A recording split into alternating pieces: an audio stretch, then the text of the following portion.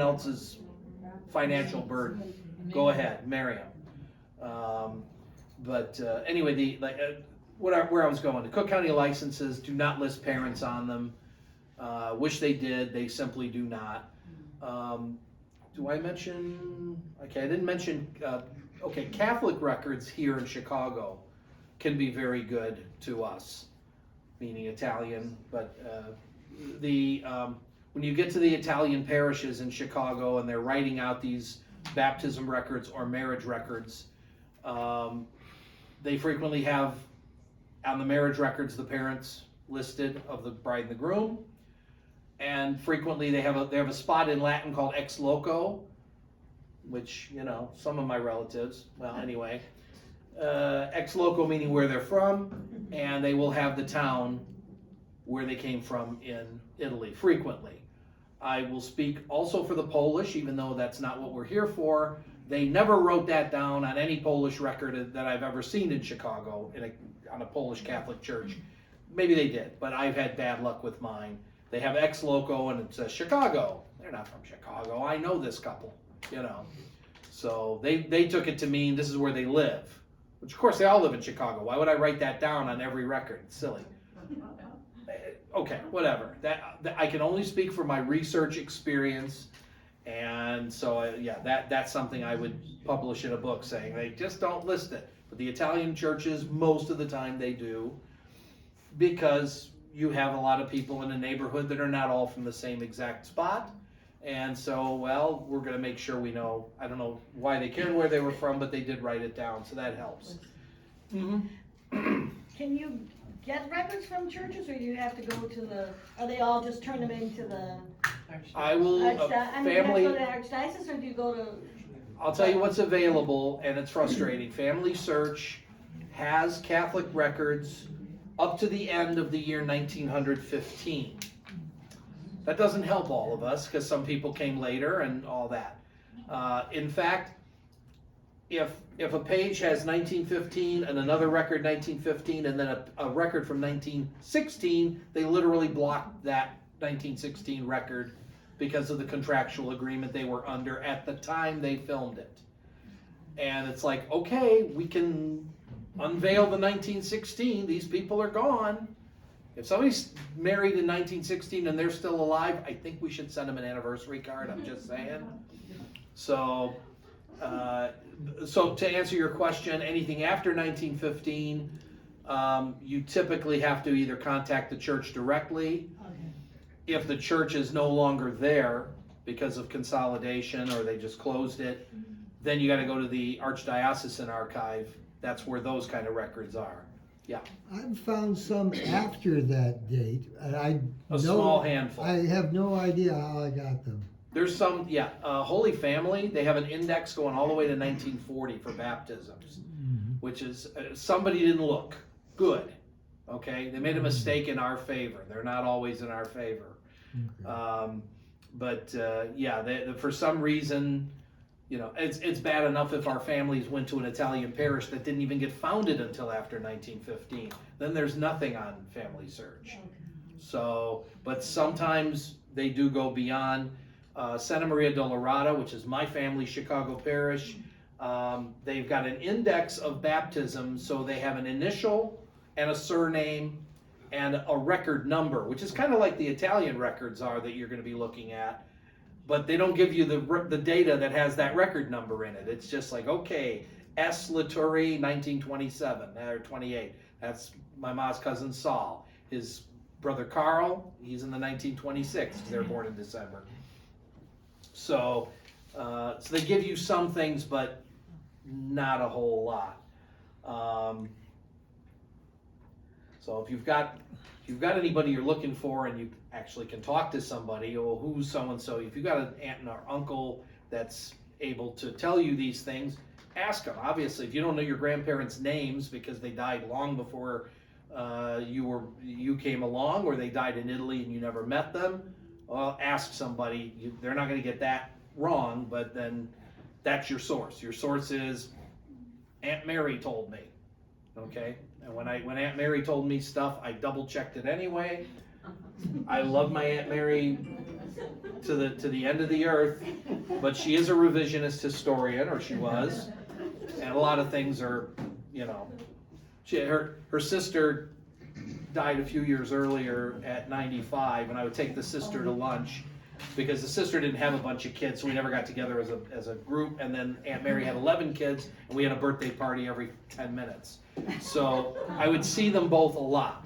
And I'd say to the one I take to lunch, I'd say, yeah, your sister told me, blah, blah, blah, blah, blah. Oh, my sister, she wasn't there. How does she know? Who's my, okay, and then I see the sister and I say, well, your sister says you're full of, you know, oh, well, what is she? She was never around. She was out dancing, and what does she know? Okay, you take the 10% that's in common between, we will agree it was on Ohio Street. It was on Ohio Street. Okay, if they both agree on Ohio Street, you take that, not necessarily as gospel, but you at least start there and find it for yourself. If you got multiple people and they don't quite agree on what happened, okay, I've managed to get this far into the talk without mentioning my great-grandfather, who died on the day he arrived at Ellis Island. Oh. We've gotten over it. It's okay. March 8th of 1906. Okay, we're not still grieving. We can't go to the cemetery. Yeah, we should light a candle if they. I don't think they do candles. I think you have to flick a switch now. But those candles burnt down too many parishes, including Santa Maria del Dorado. Before I knew, they said, oh yeah, our great grandpa, because my grandfather left the family before I was born, so I never met him, so I couldn't ask him about his father. And so my grand aunt, who's from the second husband, she says, oh yeah, he died. I got 19 different stories about what happened to great-grandfather. Great-grandfather fell off the boat mid-ocean. Great-grandpa got in a fight with a Greek, and the Greek guy killed him on the boat. Great-grandpa never came over. Great-grandpa this, great-grandpa that. I'm not making up what the stories were. They were that varied, and none of them told me the truth of what happened, which is that when I finally found his paper, his passenger list, he obviously didn't become a U.S. citizen. He lived for 3 whole hours after he got here, so he wasn't going, I think I need to fill out my papers. It wasn't a priority that particular day. He was 31. Oh.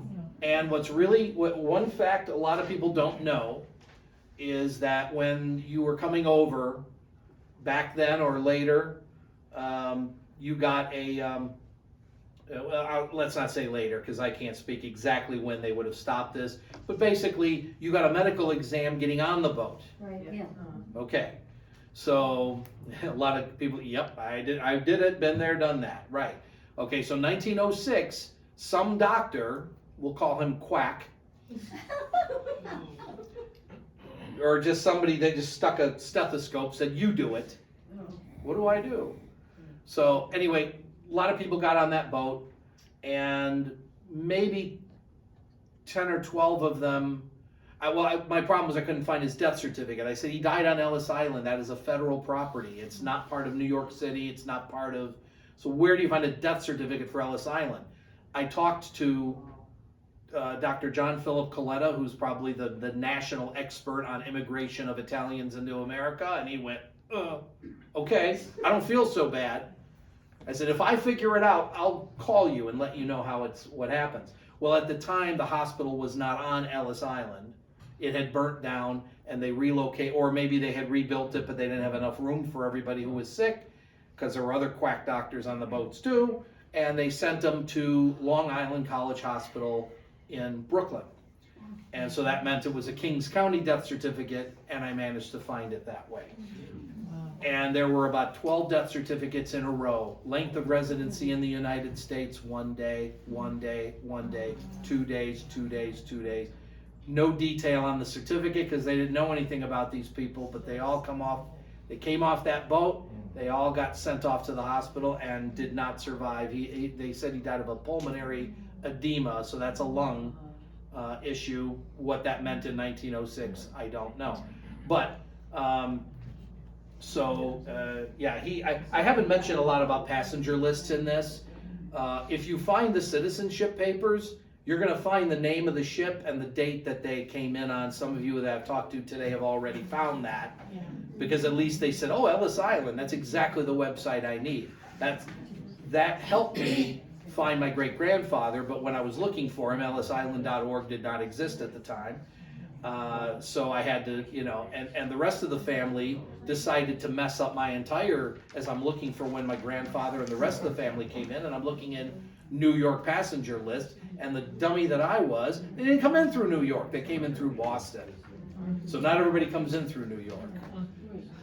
For everything that's like written in stone, that stone is made of paper mache.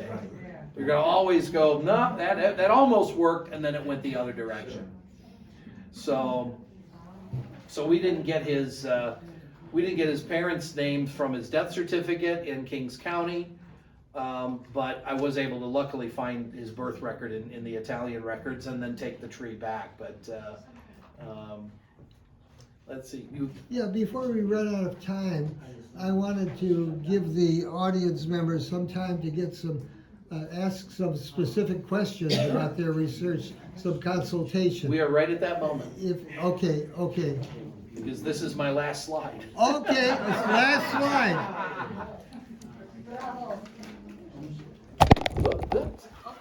Well, there goes the video. I have to do the whole talk again.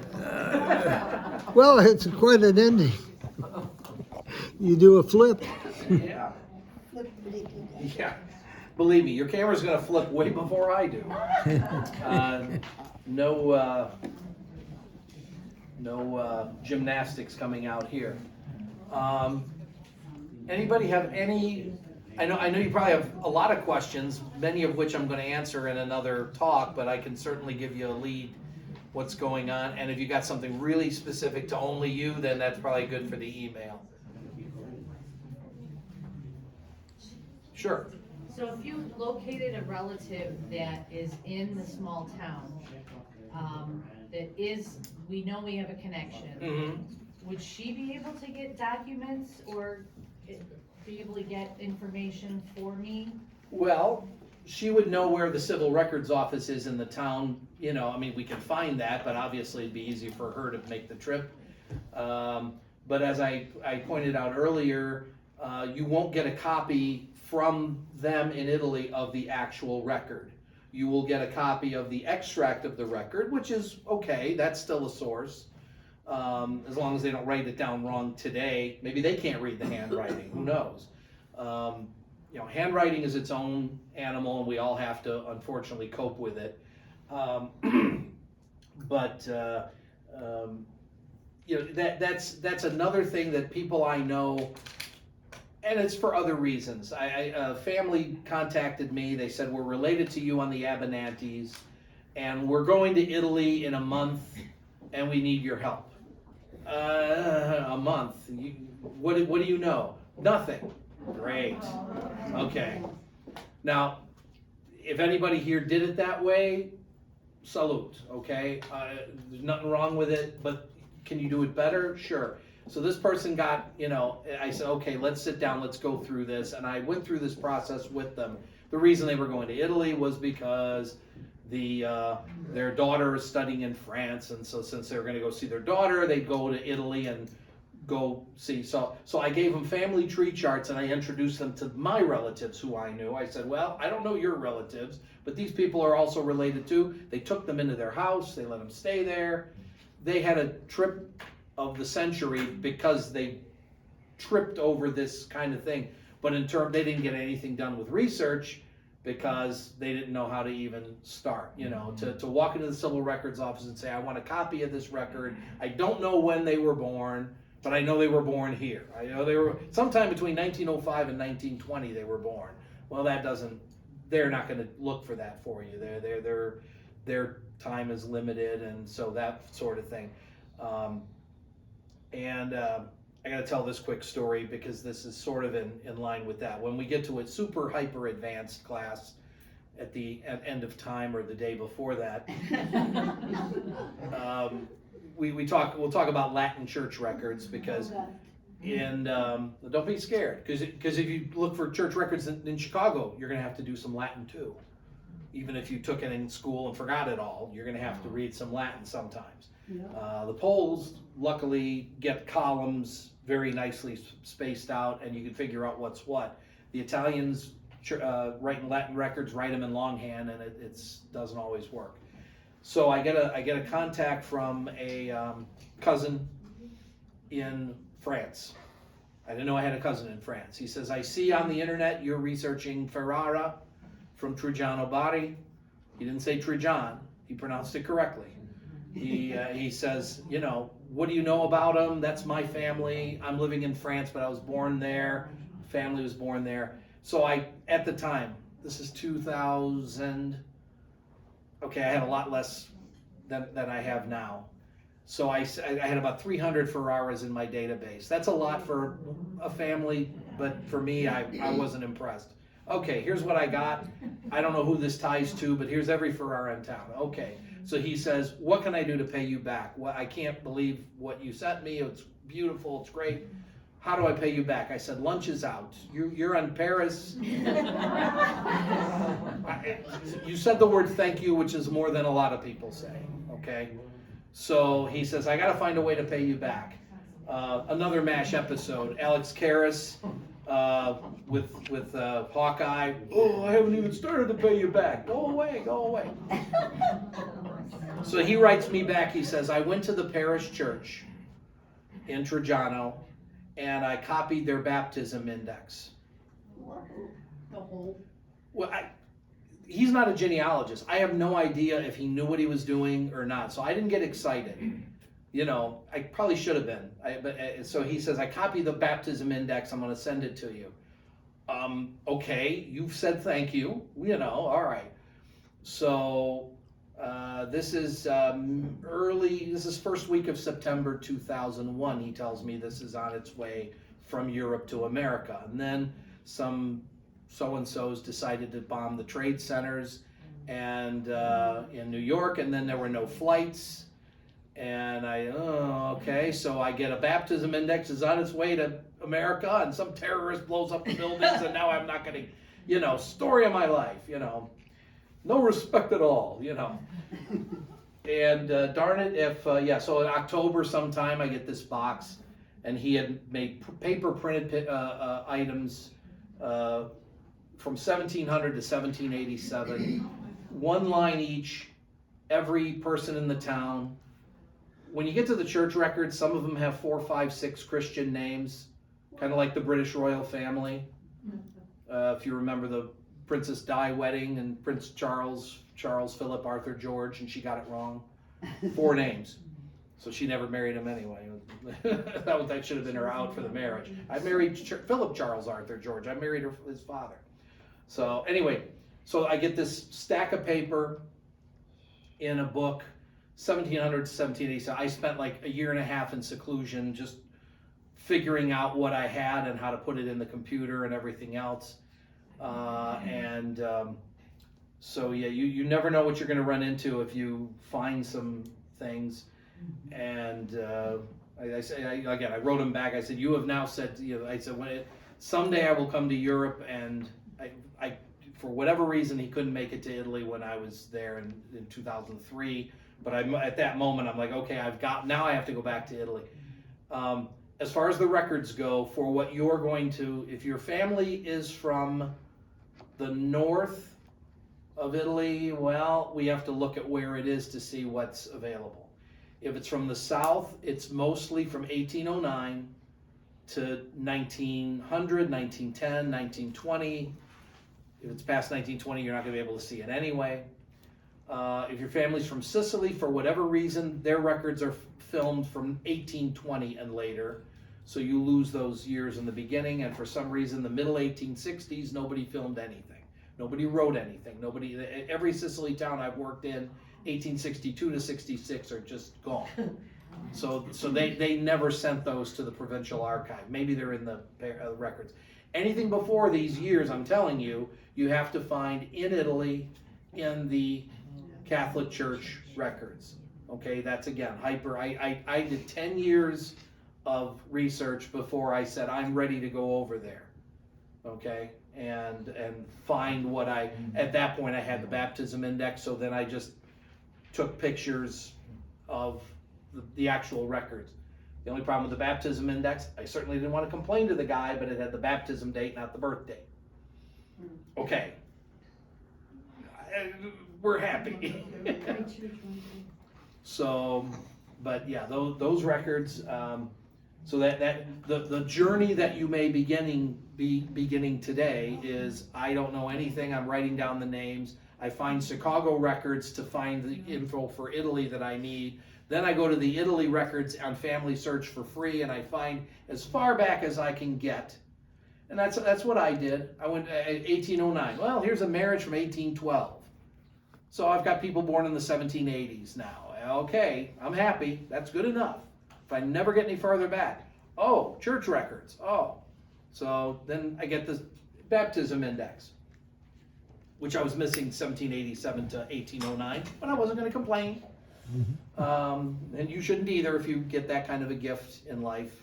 So all I can say is that, yeah, so the church records might go back, mine go back to about 1700, and then there's a gap, and then they're in the mid-16s. So I've got some mid-1600s ancestors without tying into royal lineage or the Duke of whatever.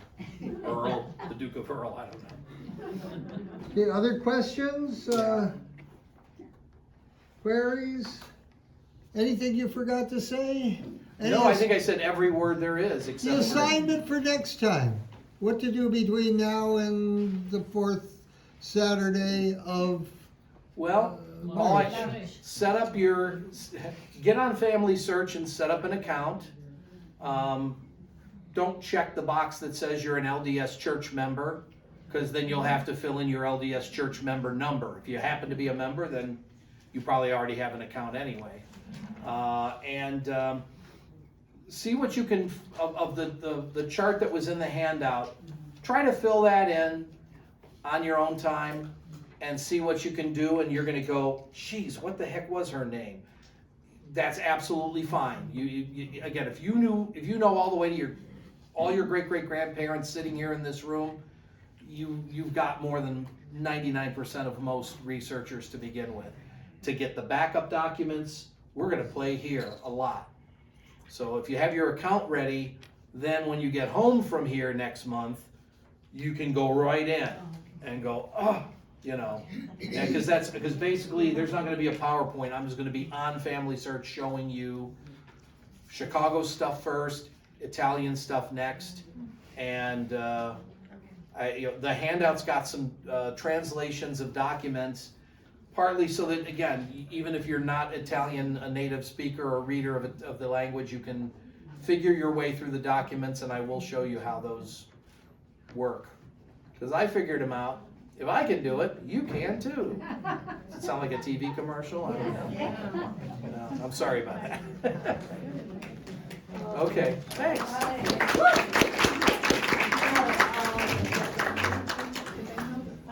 Well, thank you. Dan is contributing his services. God bless him. God bless you. If anybody wants to go on a short tour of the museums in the Casa Italia Italian Cultural Center, we'll be glad to take you. Until next time, have a good month.